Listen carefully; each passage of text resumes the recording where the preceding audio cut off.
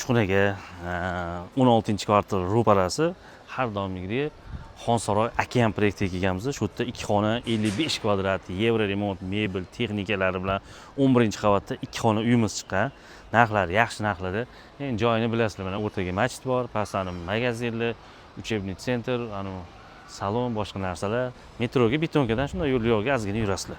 Endi ichlarini ko'rsataman sizlarga. Mana 11-qavatga chiqdim. Remont zo'r, yevro remont mebel texnikalari bilan. Xo'sh, mana sanuzilni ham bitta ko'rsatib ketaylik. Sanuzil hop, kvadrati 55, balkon 13. Kadastrda 55 kvadrat. Mana oshxona, hamma narsa bor, tayyor qilingan.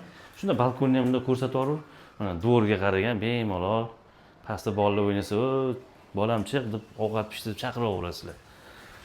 Xo'sh, endi mana koridordan kelamiz, mana xonamiz spalniya. Hamma xonada eshigi bor, balkoni bor. Bemalol undan bunga o'tib yuraversa bo'ladi.